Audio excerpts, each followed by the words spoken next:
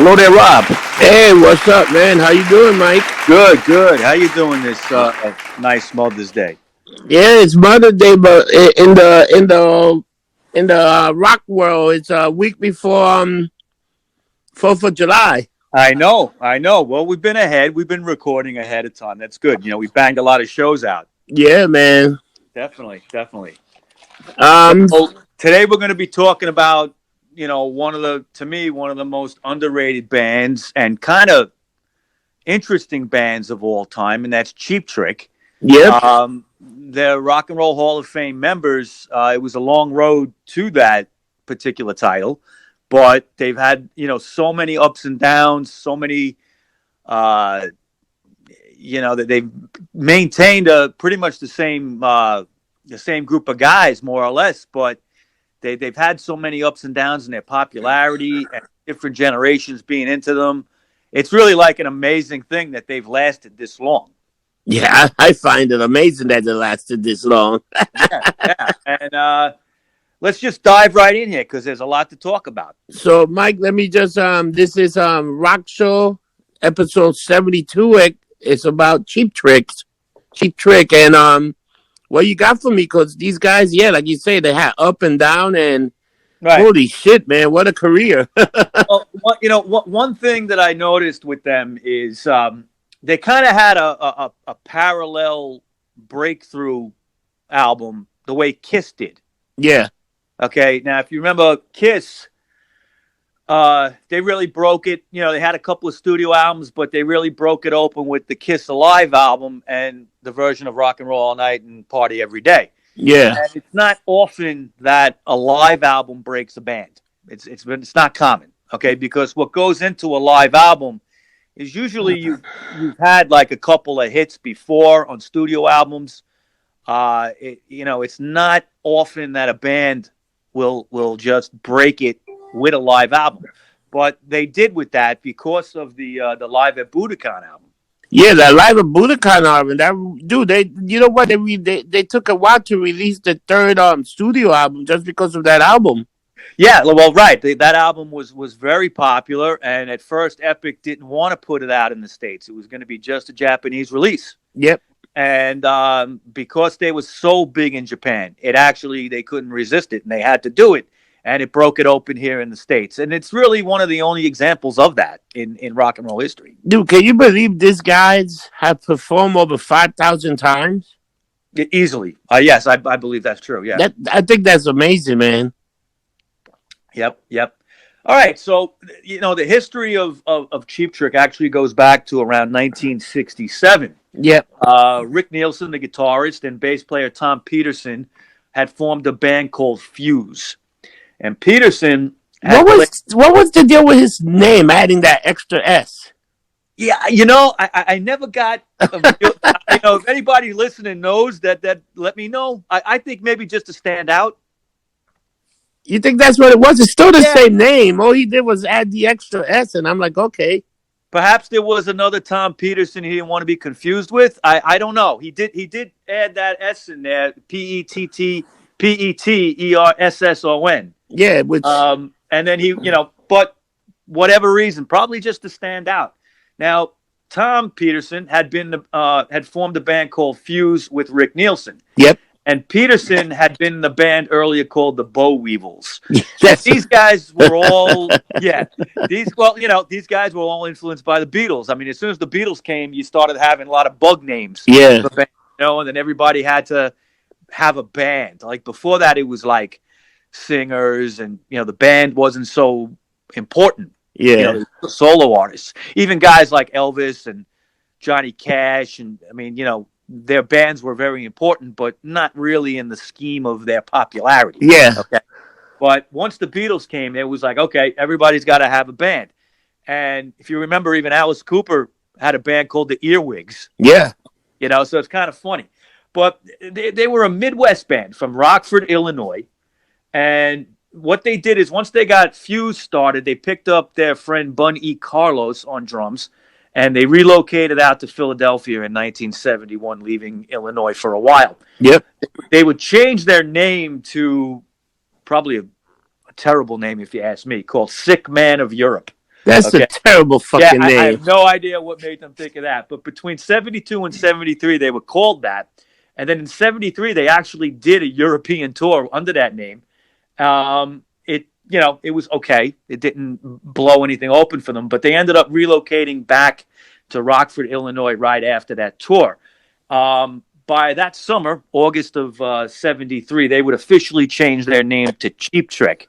Now, do you remember the reason why? How they came up with I that? think they saw a band called Slate, Slade, yeah, and then this guy who was it? Either Peterson was like they used like every cheap trick in the book or every cheap trick a right. band What? can do to do Right. a show. Tom Peterson was at a Slade concert, I believe, with some of the other members. Yeah. Uh, they noticed that all the seats were packed out. It was sold out. And Peterson said, "Well, they use every trick in the book at their show, and it just every cheap trick in the book at their show. So it just kind of like became the name of the band." Yeah, like they used anything to make the people pop, Yeah, that. like a Well, cheap pop. Slade is one. Slade is one of those bands that when they perform live, they like to get the audience involved, and there's a lot of just like jump up and down, clap your hands, like that kind Yeah. of stuff. You know. Now, originally, Robin Zander was not the lead singer. They had a guy named Randy Zeno Hogan, but he left right after the band formed to go on to other things, and he Yeah, was what was the replaced. deal with that guy? Yeah, it just was a quick in and out of that band. I don't know. He went on to be in some bands in Wisconsin and a few other Midwest bands that did moderately okay, nothing spectacular. But Robin Zander would come in as the lead singer. In '75, they got together, recorded some demos, and started touring around the Midwest rigorously. They were playing anywhere they could, clubs, venues, whatever they could, warehouses, bowling alleys, anything they could. They were working hard. Now, all that hard work would pay off by 1976, pretty much a year later, when Epic Records became interested and signed them. And they released their first album, the self-titled Cheap Trick, in 1977, approximately 1 year later. You know what sucked? The critics loved the album. But it bombed. Yeah. Yeah, the critics enjoyed it. It got well written up, but nobody bought the thing. And there was one Do you single. think do you think by the critics liking the album they're the one that hurt the album? No, I don't know. Epic may not have promoted them right. A Oh lot of yeah, that's times, true too. I don't really know why, because it's a great album and it's considered one of the best of their albums. But it just they had a single on it called "Oh Candy" that didn't chart at all, and you got to wonder, like, was Epic promoting them right, or what? I mean, this band has had some really big breaks and some really bad breaks, and it was a Or struggle. maybe Epic didn't promote them at all, just put it out Yeah, there. yeah. I mean, sometimes that happens. You want to be on a major label so that doesn't happen, but sometimes it happens anyway. Because if you look at the history of Epic, they didn't treat everybody so fair. There were a lot of people they just here's your fucking contract, just put it out because they didn't want somebody else to sign them either. Right, right, So exactly. so they would jam me up with these contracts. Like Epic is, we can talk about Epic one day, and we can shit on them. Those guys are kind of fucked up. Well, they're all cutthroats. All those big labels are, Yeah, especially to, it's all about the bottom line. In those days, at least you get like a multi-record deal and you'd yeah. have a chance, in those days, but not even now. Now, the album didn't do well, but they had enough material for a second album. And it came out later in that same year, 1977. It's called In Color. And the two singles, I Want You to Want Me and Southern Girls, failed to chart in the United States. But they ended up, of all places, starting to get a buzz in Japan. So, by April of '78, they released the album towards the end of '77. By April of '78, there was a buzz in Japan, and they decided to go there. Why not, right? Yeah, why not? You got nothing to lose. Yeah, tour where you're popular. They didn't know what they were getting into because immediately arriving in the country, it was compared to Beatlemania. That's how big they were. Yeah, in Japan. Nope, right. In Japan. Nobody knew them here. They were, some of the critics knew them and they had some popularity in the Midwest.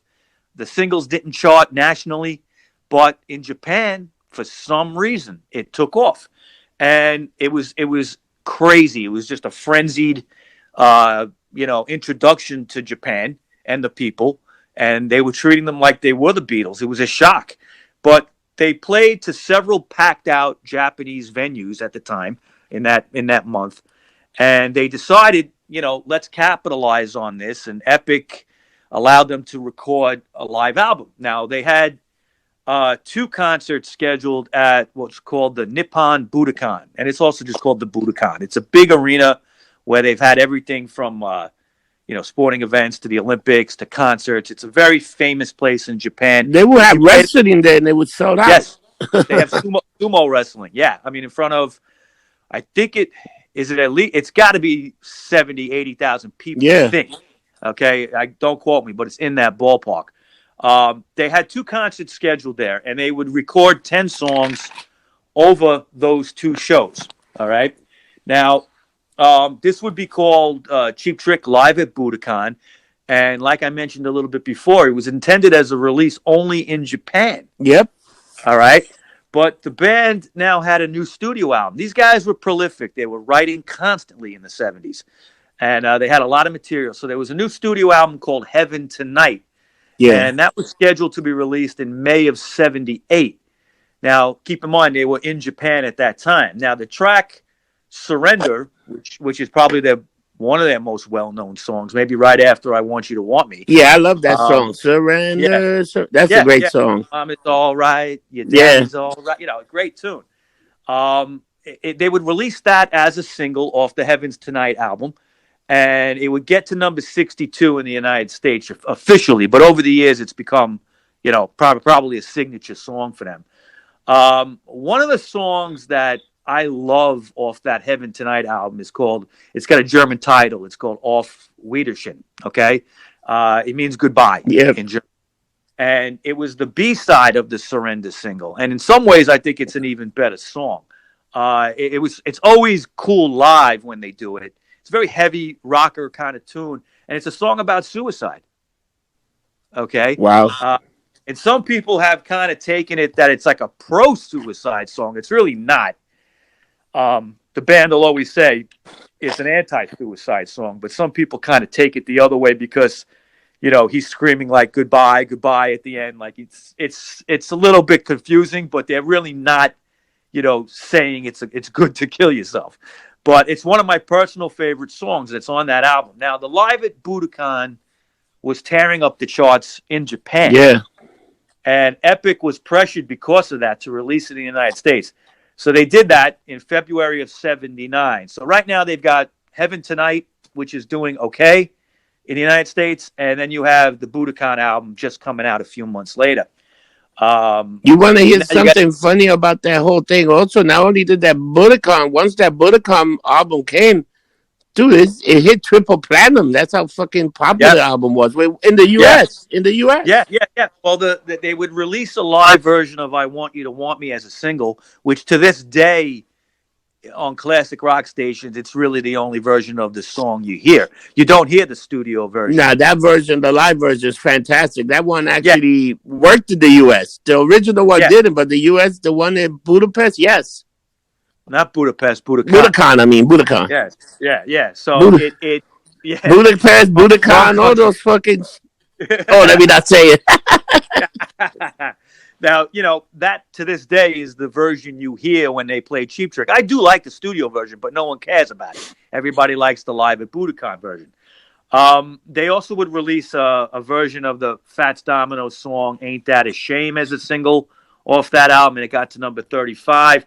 They had put a new track on that album called "Need Your Love." That was supposed to be on their next studio album called "Dream Police." But because that was included on Budokan, it kind of gave Epic the idea that they had to postpone Dream Police while they kind of rode out the success of Budokan. So they waited until the end of 79 to come out with another studio album. Yeah. So in a matter of like a year and a half, they had 3 albums out. That's amazing. Yeah, and they had 2 studio albums even before that. Dude, can I ask So you a weird question? Why did that live version album take off so? Do you know any? Why did was that live version album like took off like that? What? it's just fucking great. I mean, it's like, when you listen to it, it's like the best tracks off their first couple of studio albums, just done live, and it was just a great sound at the Budokan. Uh, it just it clicked. I don't know that they maybe Epic promoted that right, but I think there was like an exotic level to it, maybe because it was a Japanese live album. It had a little bit of a buzz about it, like, hey, you got to check out this band that just played the Budokan. Here's the live album. Critics like them. Yeah. Critics like them. So DJs, Were there I think. bootleg copies here in the U.S. before the live album came out? Did they have bootleg? Were you one of the guys that got a bootleg of that? No, I don't recall ever seeing that. I'm trying to. I was a kid. I do remember when that album came out. It had a lot of buzz about it, and I think I bought it on cassette, if Wow. I remember. Okay, you're talking. I must have been about 11 years old. I think I bought it. I think I went. Yeah, there used to be a store called Record World. Okay, and it was a chain like Sam Goody, but like a little bit smaller I chain. think there was a And few. I think there was one in the East Village and maybe on yeah, 34th Street. there was on 34th Street. Yep, yep. And I did buy it, I think, on cassette there, if I remember right, because I liked "I Want You to Want Me," but leading up to that album coming out, I don't recall it being bootlegged. What they might have done is, there might have been a buzz on radio stations. Certain DJs in those days might have played cuts from it when it was an import. It might have been an import, Okay. or they might have had copies of it, but I don't recall. That's a good question, man. I'd like to look that up. If there ever was a bootleg or an import version, even, because it wasn't being distributed here. So somebody was distributing it, but it was probably just whoever they had over in Japan Yeah, was distributing. they had been one or two copies I got here. Trust me. That's a good question, Rob. Very good question. I have to look into that. Mike, But it's the U.S. You will go to the record store. You talk to the right guy. He'll get you a bootleg. oh yeah, back in the day, yeah, if it was available, I mean, especially like you say, down in the village, there was all those, sounds and Sullivan Street Records and Bleecker Bob's and all those places that we all shopped at. They could get you Oh, they bootleg get you. back. Yeah, you'll talk to him Yeah, and you give him money. They'll be like, "Yeah, I got you." right, right, right. Now, finally, Epic would come out. They would release the Dream Police album in late '79, and the title track would be a hit. That would be a strong single. And there was also another single called Voices that did very I well. kind of like Now, the Dream Police albums. Like one of the albums that I liked a lot. it's one of my favorites from them. It's a different kind of album than what they had done earlier. Okay, uh, it was somewhat experimental. It was Okay, more heavy and metal. It was more like holy shit. there was a song on there called "Gonna Raise Hell" that they dabbled in kind of a heavier, almost heavy metal sound. Yeah. I wouldn't really call it that. It just was heavier for Yeah. them. Okay, they had some songs that had strings on it. It was kind of a little bit disjointed as an album. It was a little bit all over the place, but I think it's one of their best. And then by that point, when that album came out, they were starting to play arena shows, headlining That's themselves. crazy, man. Yeah, yeah. Now on this huge wave of popularity, Tom Peterson, the bass player, would leave the band, and he would record a solo album with his wife, and he got replaced by a guy named John Brandt, who would be with them for a while. Their fifth album, called All Shook Up, came out in 1980. Okay, so they're putting out, 2 albums a year, Yeah. it seems. Okay, really putting a lot out. Now, this album was produced by Beatles producer George Martin. Okay, and there would be a reason for this.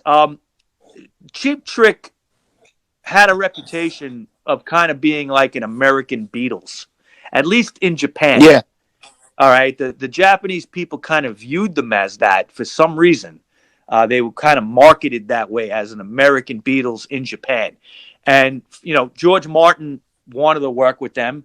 He was, still recording a little bit here and there with different people, though he would retire not too long after that. But prior to that, they had been using a producer named Tom Werman for the studio albums before Yeah. that, and he worked out very well.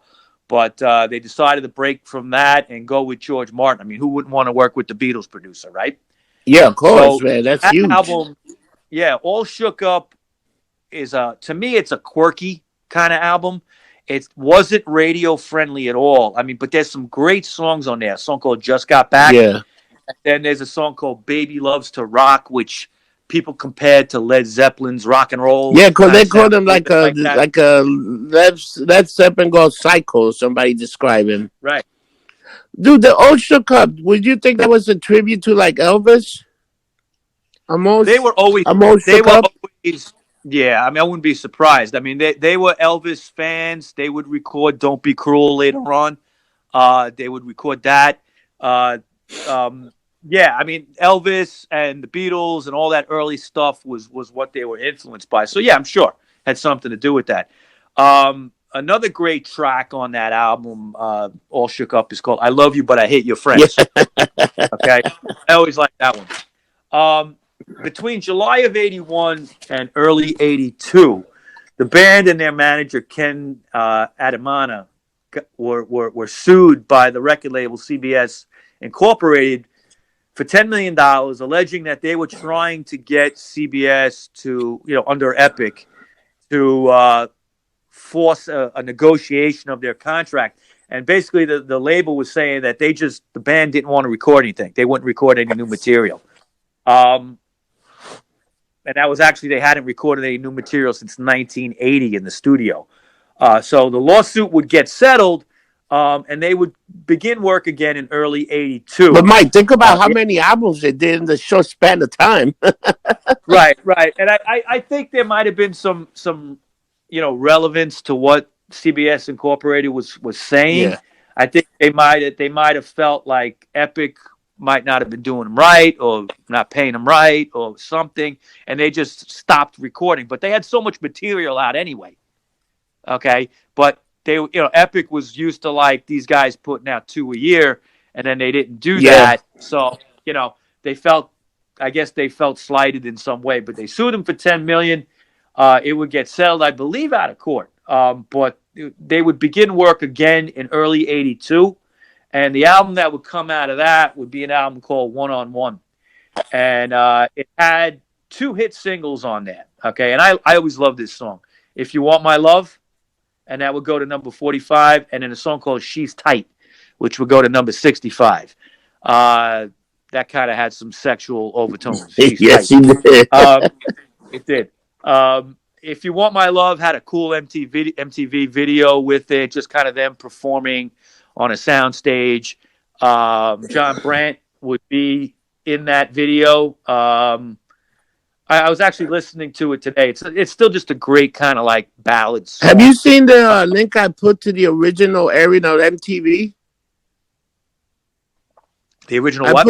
put a link to the original airing, the first time MTV. Oh yeah, you did. Yes, you did. Right. It's on Yeah. YouTube. It's like a whole bunch of dates. You can watch it for Yeah, and hours, you man. It's remember like, when the first song "Video Killed the Radio Star" was the first fucking video they played. and what was the second? Oh Jesus, Pat oh yeah, Benatar. that's what Yeah. it was. Pat Yeah. Benatar. You better run. You better Yeah. run. Yeah. Definitely. Okay, so that album, One on One, would do pretty well, and they would come out with another album right after that in '83 called Next Position, Please, but it failed to be commercially, it failed to be commercial pretty much It at all. It sucked. failed. Yeah. Well, one thing with this band, I think they oversaturated the market with their music. And so that's just my I think it opinion. was too I much think music too quick. that's what I'm saying. Like, it's good to throw out two albums in a year sometimes, but they were like coming out consistently with it. And what happens is people are like, oh shit, they got another album Yeah, ready. Like nothing has a chance to build up. I'm surprised that Epic allowed them to even do that. they should have been You taking know, out an album every 2 years because that's pretty much just like that's the well, survival of well, albums if you think about it. or one a year, Yeah, or something like that with a little bit of promotion. But how are you going to promote two albums a year all the yeah. time? That means you got to do like That's two a little, concerts almost, two two tours. tours, Yeah, all constantly, and yeah, they were working hard, but I think that strategy for them might have hurt them at times. But they would get see, but the thing with them is they would always get back on their feet, and in '85, 2 years later, they would come out with the album "Standing on the Edge," and that had the top 10 single "Tonight It's yeah. You." Okay, which was another MTV hit. They were definitely getting some help from MTV. Riding now a little bit of popularity again. They recorded for the Top Gun movie soundtrack a song called "Mighty Wings," and that would be played over the credits for Yeah, that. Um, yeah, Top Gun. A lot of good songs. A lot of songs on that album were hits, right? The "Take My yeah, Breath Away" and all that. Remember that? A new album that year again was called "The Doctor," and they had released a single called "It's Only Love," but it failed. All right, so kind of like being on that rise in popularity, they took another dip.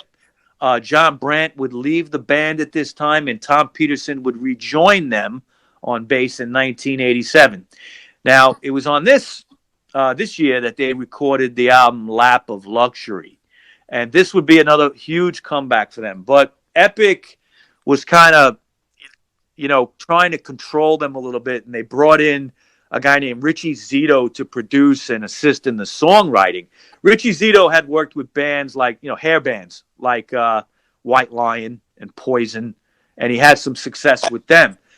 Some other bands as well, but it was the first time they ever used outside collaborators for songwriting.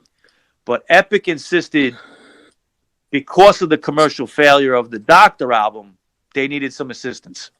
And the band, resisted at first, but they kind of took it as a learning lesson. but this was probably one of the best. You know what? This was probably one of the best charted album that they had. It is because the ballad, the power ballad, "The Yeah, Flame," okay, which I always liked that song. I mean, they were kind of getting lumped in with the hair metal bands, I felt.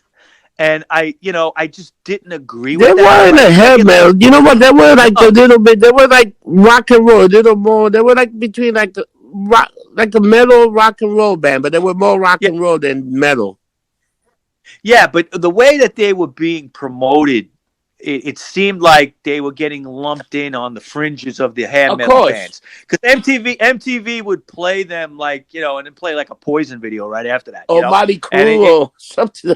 yeah, and I always felt that Cheap Trick really had nothing to do with that. The Flame would be a big hit. It would be their only number one they ever had in the United States. Okay, and their version of Elvis Presley's "Don't Be Cruel," which is on Yeah. that album, would make it to number four. They had a Now that video for album, that too. I remember watching that video yes, on they did. MTV a bunch of times. Yeah, it was a big hit. It went to number four on Billboard, and it did very well on Yeah. MTV. Now the album would go platinum, and it's considered like a really great comeback album for them. But by 1990, the band was getting ready to release a new album. They had spent about 2 or 3 years touring behind the success of The Flame and the album "Lap of Yep. Luxury," and they were ready to release this album called "Busted" in 1990. They were allowed a little more creative control by the label on this, but they still had to have some outside songwriting help. And that album would make it to number four. The single "Can't Stop Falling in Love" would go to number 12. All right. Um, but in 1991 now, they would release a greatest hits album. And at that year, they would also leave Epic and sign with Warner Brothers for just one That's album. crazy. Yeah, well, I think they realized their time was up with Epic, and everything had run its course. I got a feeling that greatest hits album was really just released to get out of their contract. A lot of times Yeah. bands do that for that reason. They would leave, and Warner Brothers would sign him for one album. And in '94, they would come out with the "Woke Up with a Monster" album. The title track would do okay, but the album only got to number 123. 1997, the band would sign with indie label Red Ant Records. Basically, they realized they had to kind of take their lumps and go with a much smaller label to stick Yeah. around. They would release this. They were trying to reinvent themselves, and they released it as a self-titled album called Cheap Trick, and uh, it it's a decent album. But the problem was Red Ant, the parent company, Alliance Went Entertainment, bankrupt. went bankrupt like a few weeks after the release. So they really had no record label at that point. Everything was being restructured at the parent company. Everything was null and void. They were just released basically and didn't have a label. Their single "Say Goodbye" off that album only got to number 119, and the album itself basically tanked. Okay, it's not a Now it's bad not a album. bad It's album. It was a they kind bad label. well, yeah. I mean, they didn't see it coming, Yeah. I guess.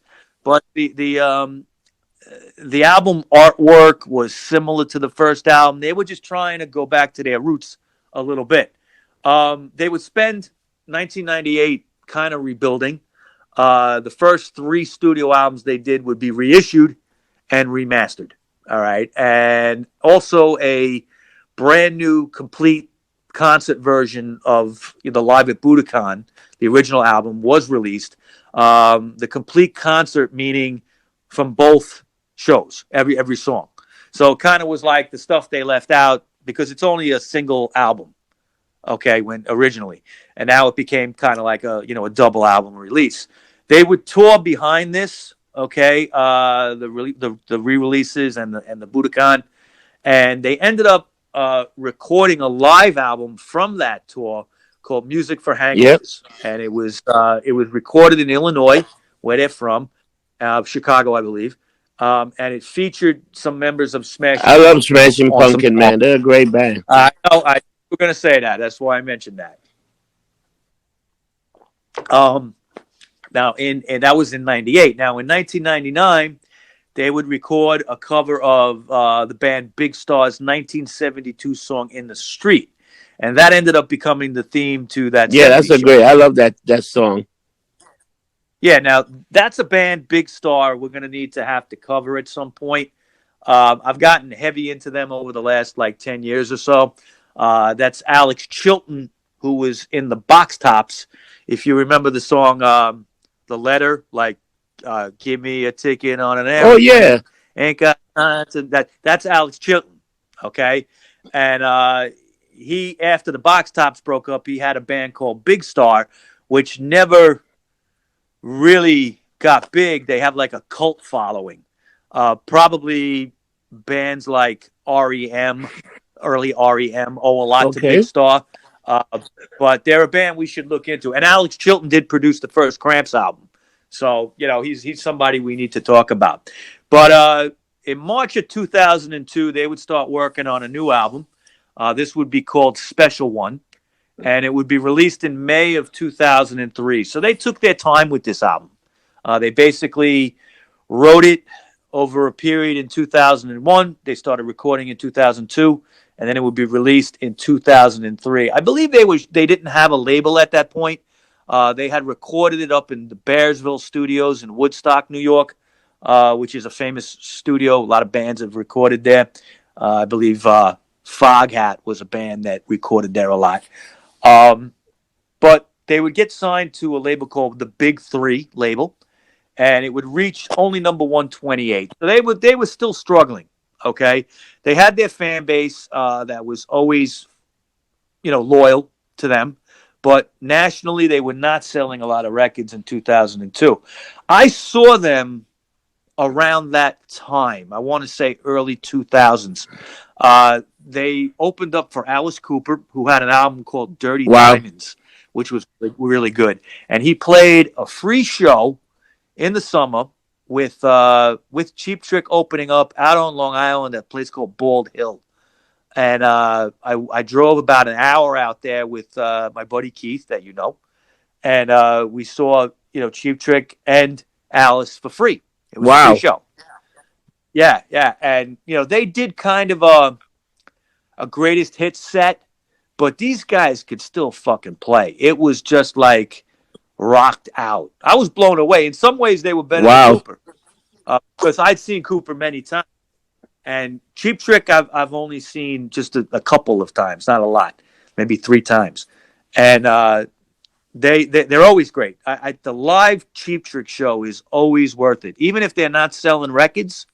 It doesn't matter. I mean, the live shows are really what you want to hear. I mean, listen to Budokan. Okay, that was in '78, and they're just as good now. You Okay, want to as they hear a were. weird thing that Illinois did for them? So every April Fools, every April 1st, it's Cheap Trick Day. Is yeah, right, Do you right. know That's that true. in That's true. Illinois? Yeah, yeah, yeah. Rock, Illinois, where they're from. They love them. They would in 2006 they would release another album actually called Okay. Rockford. Okay, named after where they're from. And the single off that album was a song called Perfect Stranger. It got the band got tied in with a McDonald's advertising campaign at that point. And I'll be honest, I kind of remember this. Okay. I think I might have seen a commercial with them in it at one point, playing This in the is your band. wake up. Like a long time. Yeah. I mean, whatever. Okay. I guess they needed some cash. But in 2007, they, like you were saying, Rockford would announce that every April 1st would be their, Cheap Trick Day from now on. And what they also did is they put the artwork from the Rockford album cover like on a lot of city vehicles. Wow. Okay, like buses and stuff like that. Okay, and that summer also was the 40th anniversary of the Sergeant Pepper album, and being huge Beatles fans and compared to the Beatles in some circles, they actually played the album back to back, front to back in its entirety with the Hollywood Bowl Orchestra. Okay, and it featured vocalists Joan Osborne and Amy Mann. Amy Mann being from Yep. Till I Tuesday. know that. Yeah. Remember? Yep. Yeah. And Joan Osborne was like, "What if God Yes. was one of us?" I always That hated that song fucking was song. fucking trash. It was. It was.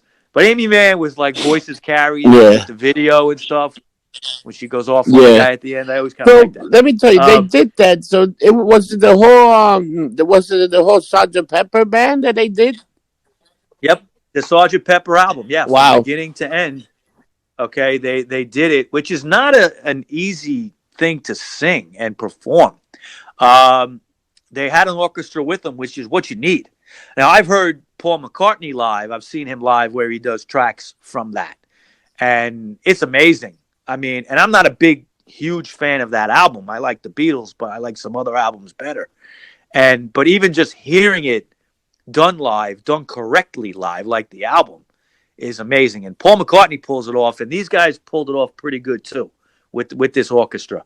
Um, in April of 2008, they would perform at Budokan again for the 30th That's amazing. anniversary of the live album. Yep, and I remember seeing some of that on television. And it was 30 years, 2008. Now things would take a bad turn, and in 2010, drummer Bun E. Carlos, who I have to say was really an important member of the band, an important character in the band. Cheap Trick, you look at them visually. You got the lead singer who's this kind of blonde, rock god Yeah. idol type. Okay, a straight head, kind of Yeah. Robert Plant instead of curly hair. Okay, and then you got Rick Nielsen, who is just quirky and weird. The way he plays guitar, he'll play like triple neck guitars, and he wears like funny sweaters, and he dances around funny, and he grew that funny beard for a while. Yeah. Okay, remember that?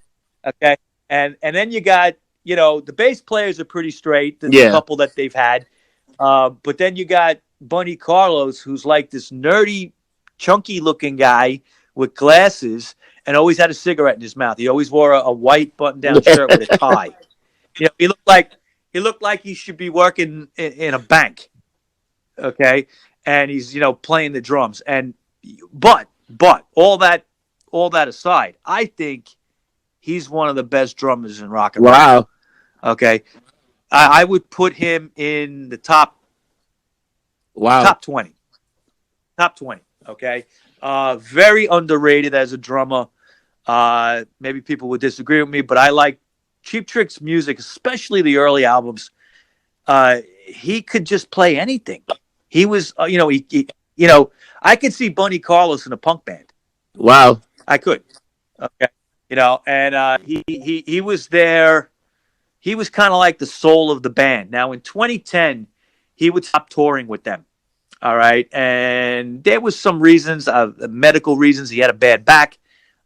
He wouldn't tour anymore. But by 2013, something else came up, and it shed a whole new light into what was going on with the band. He actually filed a lawsuit against the other three guys, claiming that officially he was a band member, but he wasn't being allowed to record, and he wasn't allowed to be at other band activities, practices, things like that. And slowly, Rick Nielsen was bringing in his son To Dax replace him. as drums to replace him. And don't know why. Maybe Bunny's playing was a little off because he had back problems. I don't know what created that fracture right there. Now, when he made the lawsuit, the other three countersued back to get him out of the band legally. Okay, he wouldn't leave the band. Okay, on his own. They wanted to fire him, and they couldn't, so they had to go to court. Okay, and eventually, all these kind of nasty litigations. There was a lot of back and forth. You heard stuff in the press. Uh, I think Rick Nielsen called him a scumbag or a motherfucker, Yeah, some they had a bad breakup. something like that. Like what? Yeah, there was like some really nasty stuff being said. Now it got settled, and in a fairly short time, but it was still ugly. But it got settled, and Bunny was allowed to remain as a one quarter member of the band, but he didn't tour and he wouldn't record with them anymore. Dax would be brought in for all that. So Bunny still gets Royalty. a fourth. He still gets a fourth of Yeah. whatever because he started that band. He was an original Yeah. member even before Robin Zander. Technically, Yeah, you're right. okay. I mean, he was there before Robin, and Rick Nielsen's son Dax would do the drumming from now on, but Bunny would be out of the band. Now, by 2016, there was a lot of fans that were putting letters together and fan clubs getting it together and kind of like lobbying the Rock and Roll Hall of Fame to put them in there. A lot of people wrote letters, emails, saying, what's the matter with you people? You got to have this band in there. They would release an album that year in 2016 called Bang Zoom Crazy Hello, and there was a single called No Direction Home, excuse me. And they got signed to a major label called Big Machine Records, and the album did okay, nothing great. The single didn't explode, but they were kind of like they had a studio album out. They were still together. Dax was on drums, but the Rock and Roll Hall of Fame was becoming interested, and they would get inducted in April 2016. The four original members. Now that was something that I think the other three wanted to try to keep Nah, Bunny they out, couldn't. but right, but the Rock and Roll Hall of Fame said, "Fuck you." We just went through this with Kiss, okay? Because Kiss was, arguing over, who you're going to let in. We've had so many members, okay? And I think Gene and Paul tried to not have Ace and Peter in there at first, and Rock and Rock and Roll Hall of Fame was no, you can't do that. So also it was about who was going to perform, okay?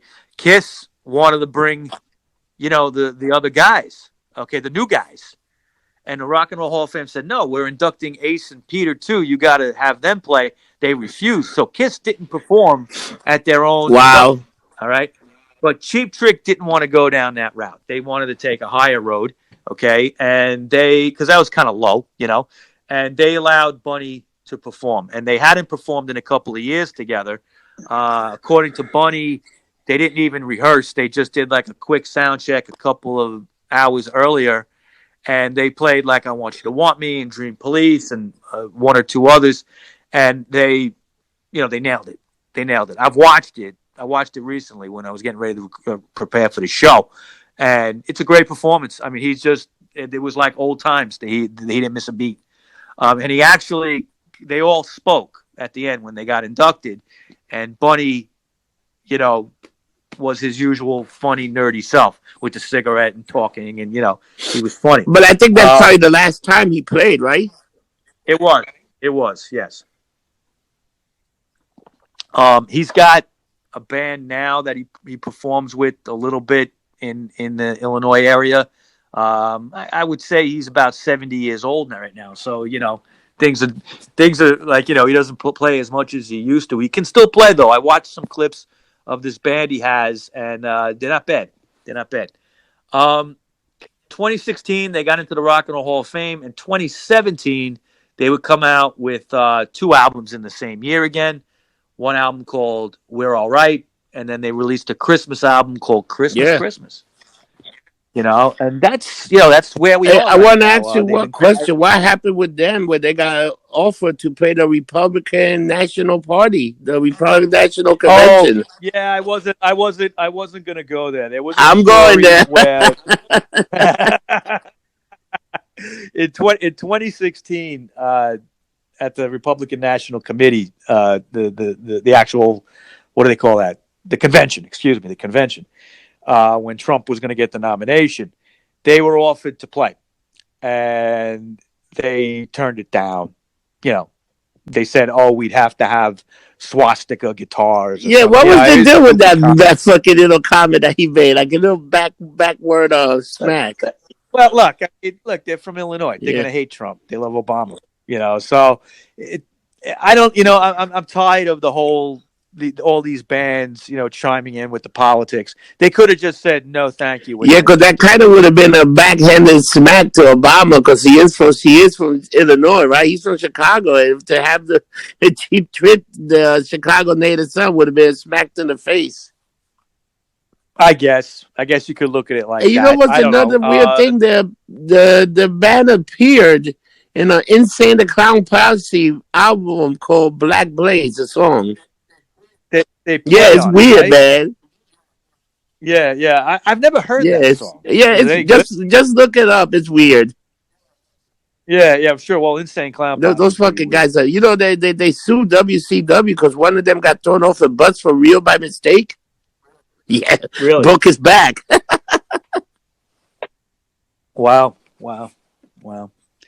All right, so that's what I got for you. That's Cheap Trick, and band with a lot of ups and downs, and they finally got some respect in Yeah, 2016. They got into the Rock and Roll Hall of Fame, but I think maybe that's not true. I think they always had respect.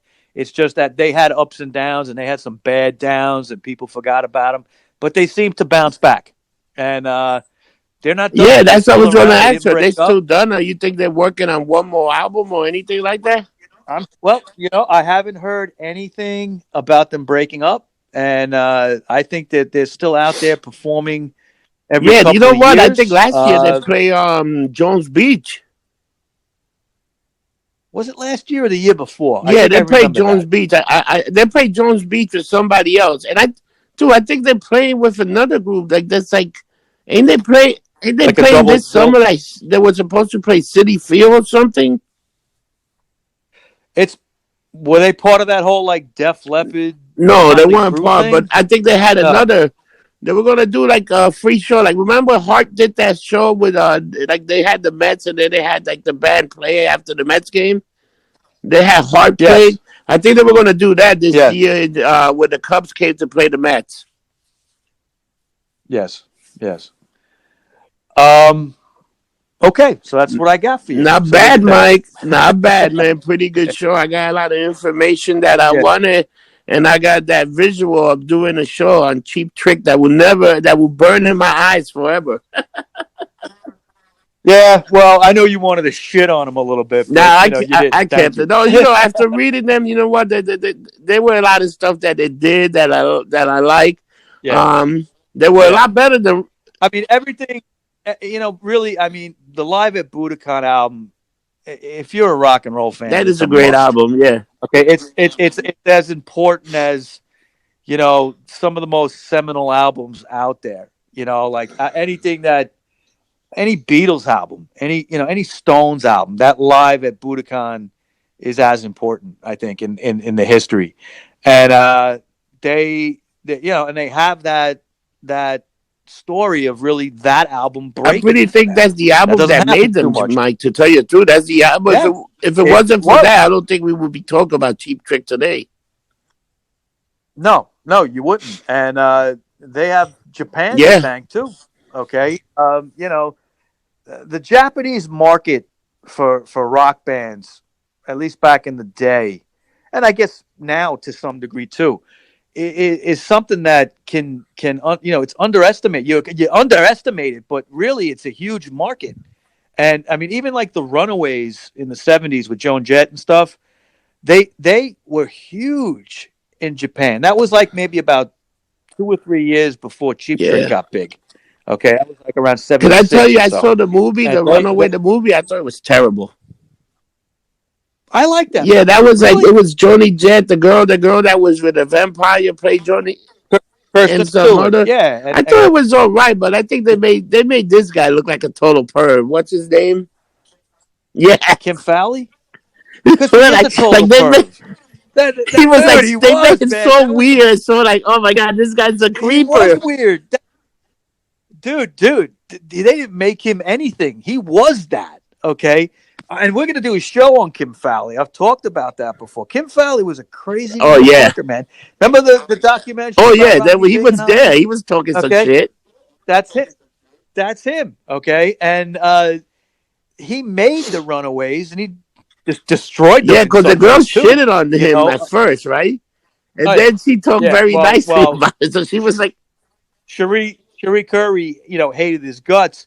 Joan respected him, to mostly, but I mean, he was "You a think he character. banged him? No, no, no. You I don't don't. I think he don't think fucked so. the lead I singer guess of these?" maybe when she was passed out on freaking pills or something. I don't know. I don't Okay, think he ever banged uh, Johnny Jett, but I think he banged the other girl. maybe Lita Maybe Ford. yeah, Who she knows? was a We're fucking just other guessing. one. Holy shit! Yeah, yeah, yeah. You ever read? You ever read Lita Ford's book? No, Okay, I forget the name of it off the top of my head, but she talks about how she had like a threesome with John Bon Jovi and another oh chick or shit. something. Like crazy. Yeah, like crazy. But yeah, I mean, look, Kim Fowley's a guy we got to talk about. He had a long career. He died a few years ago. Um, I like the Runaways movie, and I like the Rodney Bingenheimer with the real Kim Fowley because the Runaways is just an actor Yeah. playing him. But I think he played him spot on. That guy. I forget the guy character's the Oh, actor's that's name, but Michael he was. Shannon. Yes, Yeah, Shannon. that guy's Yes, good. That guy was great in the bird, the Hitman. He was good in that movie. If you ever seen it. yes, yes. Okay, so that's all I got for you today. So where can You we can find you, find me Robert? on Instagram, Facebook, YouTube, Twitter, anything getting lumped up. You can pretty much find me on. So I'm a social media whore. So just reach out to me and send me a Twitter, face message. Tell me to go fuck off. Whatever you guys want to do. You can find me on Instagram, Rocker Mike 212, on Twitter, Rocker Mike 3, and on Facebook under my real name, which is Michael Baker. So Oh, thank you, Mike, I'd like everybody. to leave you with this announcement. Thank you for not being in Facebook jail for the last 2 months. Oh yeah, I think it's been longer than that. I haven't been in Facebook jail in at least 6 months. Yeah, I think. you know who's in jail Uh, again? yeah. Gino. Oh God. Yeah, I haven't seen him in a while, man. What did he do? I don't I'm know sure he what he said say, something, but man. What did he? he should be part of a group, the Outlaws. I know. Yeah, exactly. Exactly. Facebook Outlaws. Great show, All right, Mike. man. Talk to you next week, and remember, don't get drunk, get lumped up. Don't get drunk.